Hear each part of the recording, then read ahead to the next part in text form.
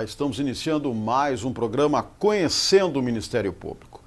O Brasil vive a maior crise hídrica de sua história, com um problema grave de seca e de gestão dos recursos naturais, apresenta níveis baixos em seus reservatórios. Essa situação representa uma grande contradição, pois o país é a maior potência hídrica do planeta. Para abordar o tema, convidamos o promotor de justiça Eduardo Coral Vieigas. Doutor Eduardo, quero dizer que é um prazer tê-lo aqui conosco novamente no programa. Se o Brasil tem tanta água assim, por que ela está faltando? Bom, o Brasil de fato tem bastante água doce e estima-se que em torno de 12 a 15% das reservas do mundo de água doce estão no território brasileiro. Além disso, nós somos depositários de grande parte do aquífero Guarani, que é um dos maiores reservatórios de água doce subterrâneo do mundo, e compartilhamos com Uruguai, Paraguai e Argentina, mas a maior parte do aquífero Guarani realmente está no Brasil. Há uma distribuição desigual dessa água no território nacional em função de uma questão natural, que é o fato de, no norte, ter muita quantidade de água e pouca população.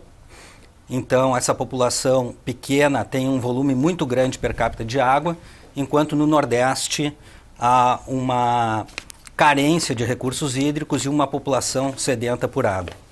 Acontece que no sul e no sudeste nós normalmente tivemos, historicamente, uma questão boa de volume d'água, que agora, em 2014, 2015, começa a se modificar substancialmente e o sudeste, especialmente os estados mais densos, como São Paulo e Rio de Janeiro, sofreram a maior crise hídrica de toda a sua história. E os motivos, eles são fundamentalmente dois. Primeiro, houve realmente uma diminuição do volume de chuvas nesses períodos na região, atingindo sobretudo o sistema Cantareira, que é o maior reservatório que abastece a Grande São Paulo, e a questão da má gestão dos recursos hídricos. Então, não houve uma previsibilidade de que isso pudesse acontecer, embora fosse previsível, né? Todos sabemos que as mudanças climáticas vêm alterando os panoramas de chuvas e assim por diante. Inclusive, o desmatamento da floresta amazônica altera o ciclo das chuvas ao longo do país. Então, eu atribuo os técnicos, enfim, atribuem a esses dois fatores. Primeiro, a uma carência de chuvas no período e, segundo, a má gestão dos recursos hídricos. Pois o senhor entrou numa área agora que eu gostaria mais de aprofundar essa questão de São Paulo, porque pela Constituição Federal cabe aos governos administrar a captação e a distribuição da água. Por que existem essas falhas que acabam afetando a vida das pessoas, como no caso de São Paulo? Bom, a questão do gerenciamento dos recursos hídricos, ela é um ponto fundamental.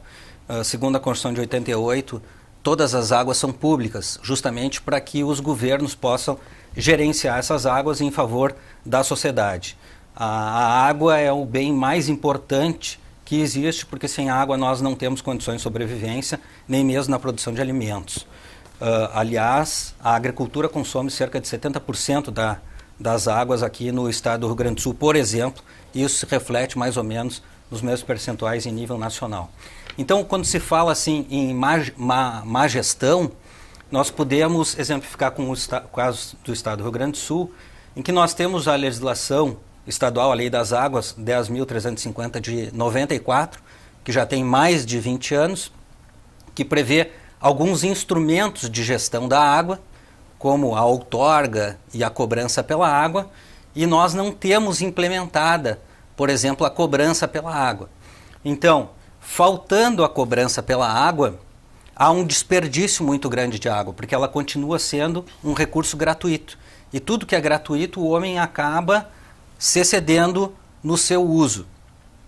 Para o gerenciamento dos recursos hídricos, essa legislação, assim como a legislação nacional, que é de 97, e a legislação estadual é anterior, previu a gestão através de comitês de bacia.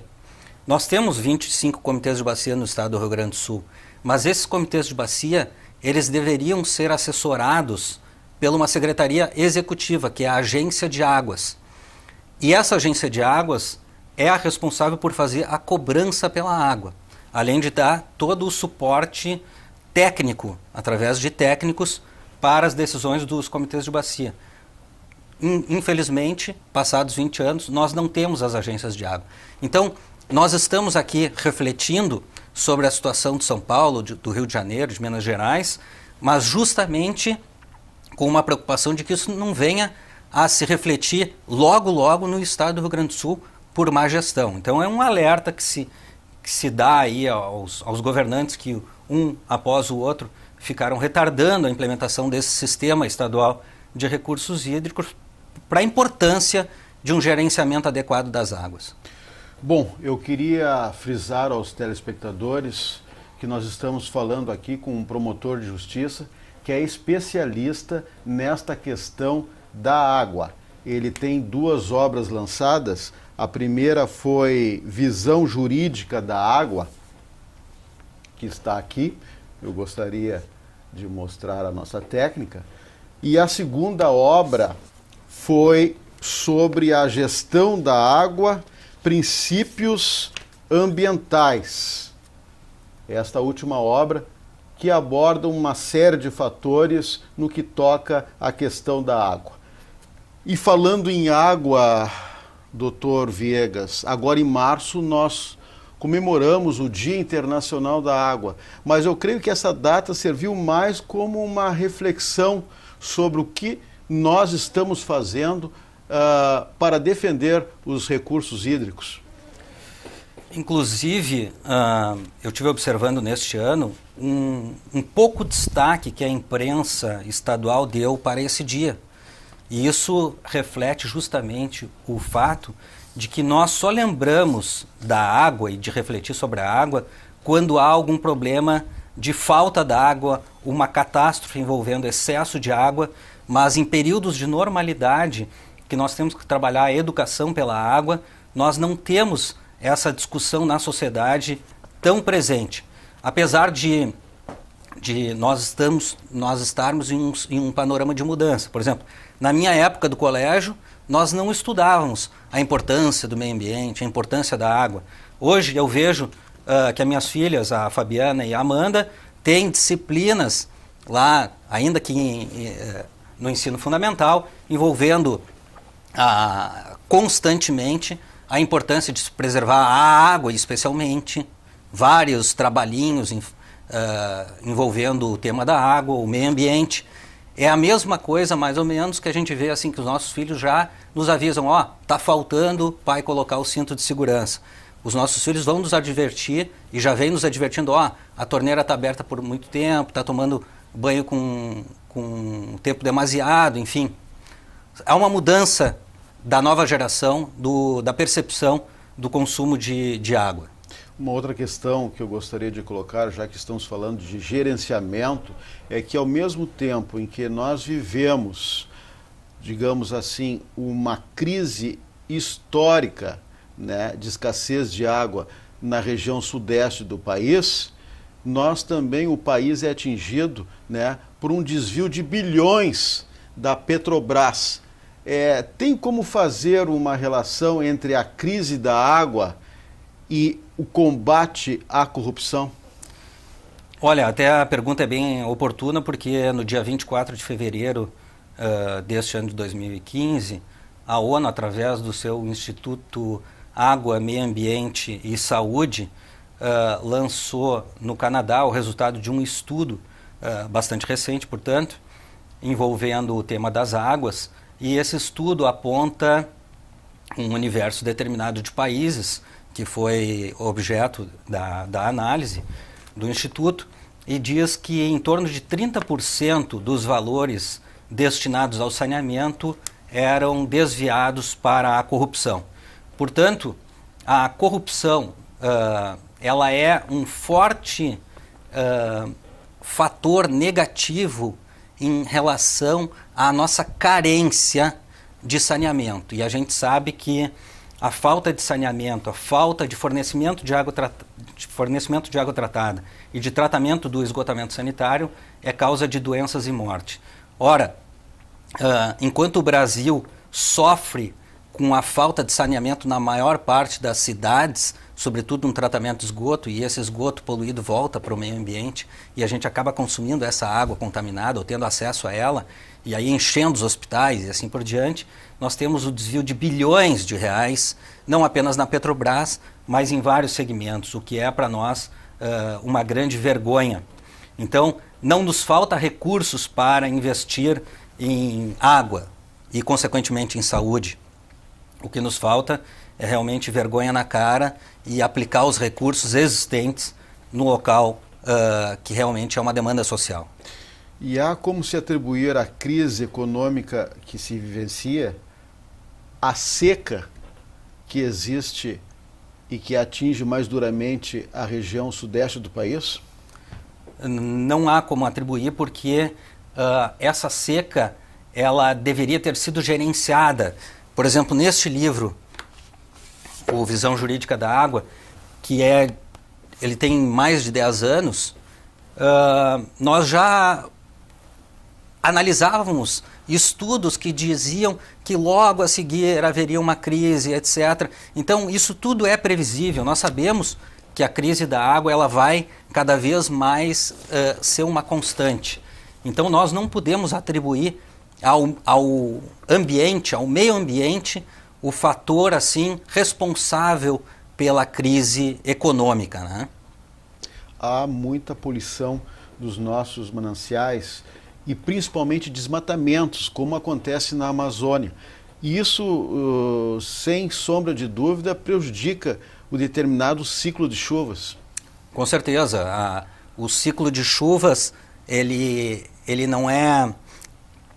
Ele justamente demonstra que a chuva não ocorre em um local específico, mas sim há um fluxo dos rios voadores, e aí essa densidade de umidade que vem da Amazônia acaba atingindo e precipitando no Sudeste e em outras regiões do país.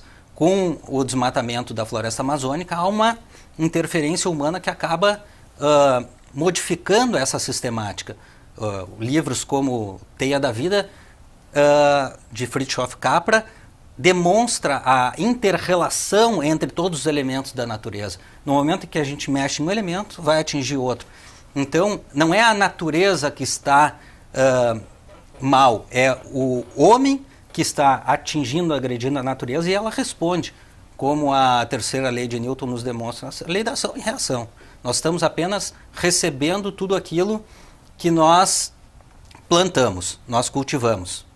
Já que estamos aqui no Rio Grande do Sul, qual a sua avaliação? O senhor acredita que há uma certa falta de ação para implementar uma política rigorosa dos recursos hídricos?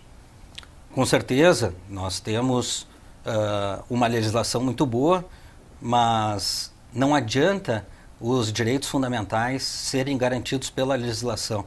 Nós precisamos a implementação da legislação. O direito por si só, o direito positivo estabelecido na lei, ele não produz aquele efeito previsto na norma se não houver um interesse político coletivo daqueles governantes que foram eleitos pelo povo para implementar essa normatização. E falta interesse político na implementação desses instrumentos, sobretudo porque há interesses econômicos envolvidos. Por exemplo, nós temos uma agricultura muito forte no estado do Rio Grande do Sul e nós sabemos que, se implantada a cobrança pela água, haverá um incremento de custo na agricultura e aí o setor ele se coloca com uma série de empecilhos à implementação desse instituto.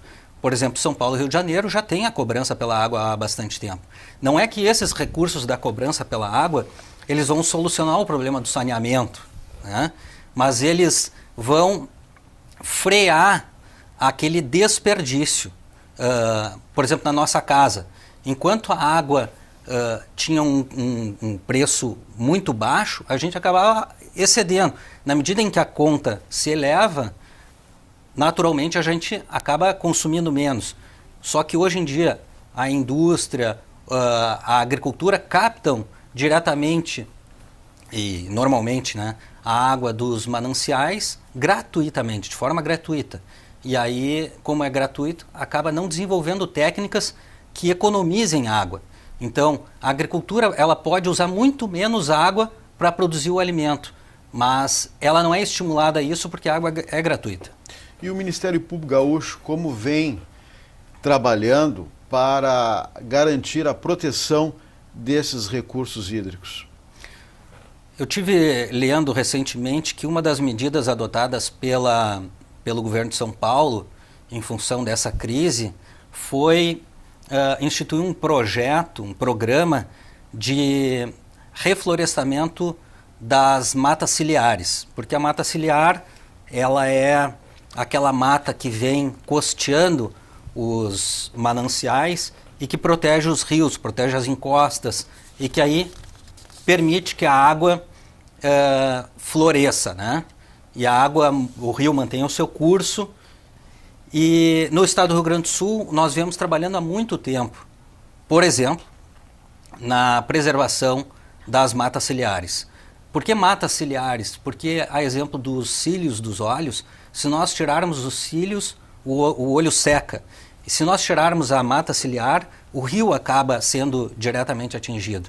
Então, esse é apenas um exemplo. O outro exemplo é o trabalho bem contínuo que a gente faz na proteção do aquífero Guarani através de um combate à perfuração de poços artesianos onde haja rede pública de fornecimento de água. Eu vi que o senhor trouxe umas pedras aqui. O que o senhor quer demonstrar aqui? Eu trouxe a título de demonstração porque as pessoas não compreendem normalmente o que é o aquífero Guarani e eu mesmo demorei muito para entender o que é o aquífero Guarani. Essas pedras eu trouxe lá de São Paulo, de Ribeirão Preto, onde o aquífero Guarani é aflorante, para mostrar que o aquífero Guarani ele não é um rio corrente, né, como se normalmente imagina. Há muitos e muitos anos, há milhões de anos, o continente africano e o continente americano eles eram unificados. Naquela época havia um grande deserto e com a separação desses continentes houve a erupção vulcânica e o basalto se colocou sobre o deserto e acabou condensando a areia, formando esse arenito. Então aqui nós temos a rocha basáltica e aqui o arenito. Depois veio uma glaciação polar e aí se formou uma camada de gelo. Com o derretimento desse gelo, a água infiltrou na rocha arenítica e aí se formou o sistema aquífero Guarani. Com as chuvas também, elas infiltraram nessa rocha arenítica. Que ela vai, se a gente passa a mão assim, a gente sente a areia se soltando. Então, quando chove, essa rocha aqui ela é impermeável. Para perfurar um poço, nós temos que furar essa rocha e atingir aqui. E é aqui que está a água, dentro desses microporos. E eu vou demonstrar que a água colocada aqui nessa rocha, ela é totalmente absorvida pela rocha. Ó. Não ficou uma gota de água aqui. Então toda a água está dentro da rocha. É como se fosse uma esponja. Essa rocha, ó, ela absorve. Então a água está aqui. Na medida em que há uma superexploração dessa água aqui, não há uma reposição natural, porque é impedida pela rocha basáltica, que não há uma infiltração.